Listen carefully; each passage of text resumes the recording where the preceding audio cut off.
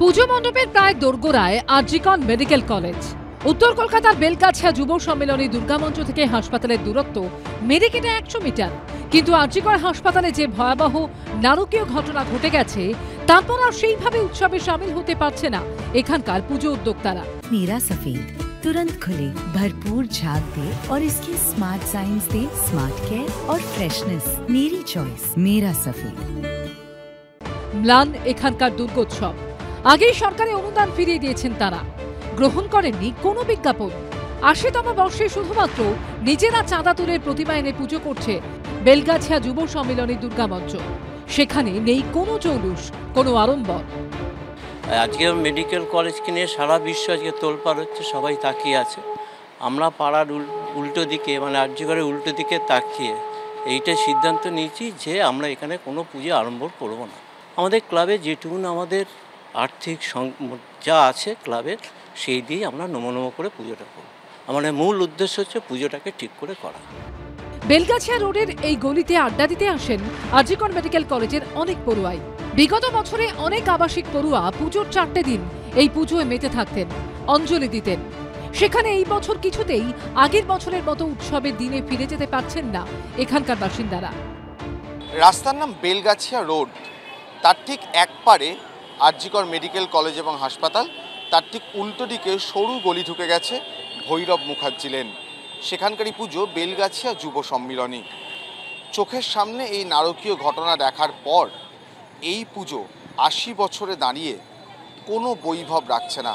আরজিকরের যারা স্টুডেন্ট আছেন, ডাক্তার আছেন, তারা সকলেই এখানে আসেন। মানে আমার এই অঞ্চলটা আপনি দেখলে মনে করবেন যে তাদের এখানে একটা বাস আছে।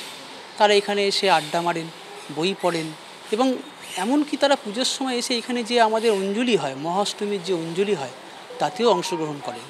এবং তার মধ্যেও যে আমরা ডাক্তারদের যারা ছিল তার মধ্যেও উনিও থাকতে পারেন, এই ভেবে এবং এই সামগ্রিক পরিস্থিতির বিচার করে মানবিক দিক থেকে আমরা কিন্তু সমস্ত রকম আয়োজন ক্যান্সেল করেছি। পাথুরিয়াঘাটা 5-এর পল্লী সর্বজনীন দুর্গোৎসব কমিটির এবারের থিম ব্রত পার্বণ। যে নারী ব্রত পার্বণ করেন, সেই নারী আবার প্রয়োজনে হাতে অস্ত্র তুলে নেন। এই ভাবনায় ফুটিয়ে তোলা হচ্ছে তাঁদের মণ্ডপে। এই পুজোর সভাপতি তৃণমূল কাউন্সিলর ইলোরা সাহা। তার নেতৃত্বে প্রতীকী অস্ত্র নিয়ে মিছিল করেন পুজো কমিটির সদস্যরা।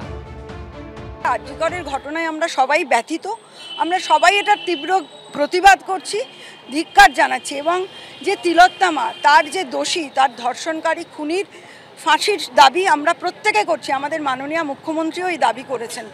গতকাল আমরা আমাদের যে নেত্রী চন্দ্রিমা ভট্টাচার্যের নেতৃত্বে আমরা কিন্তু একটা মানববন্ধন করেছি। সিবিআই কেন দেরি করছে, এটাই আমাদের বলার বিষয়। এটা তো আইনও বলেছে নিজের প্রয়োজনে তুমি অস্ত্র ব্যবহার করতে পারো।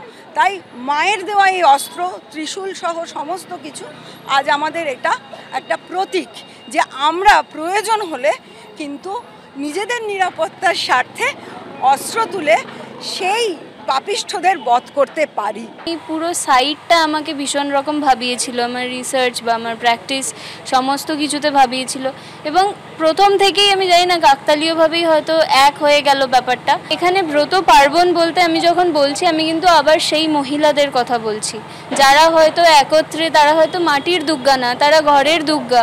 তারা একত্রে এসে যে পার্বণগুলো পালন করেছিলেন, নিজেদেরকে নিমজ্জিত করেছিলেন, সেই প্র্যাকটিসগুলোর মধ্যে এঙ্গেজ করেছিলেন, সেই কালেকটিভ প্র্যাকটিসগুলো দিয়েই কিন্তু ইতিহাস তৈরি হয়। এবছর 85 বছরে পা দিল পাথুরিয়াঘাটা 5-এর পল্লী সর্বজনীন দুর্গোৎসব। অরিত্রিক ভট্টাচার্য ও অর্ণব মুখোপাধ্যায়ের রিপোর্ট, এবিপি আনন্দ।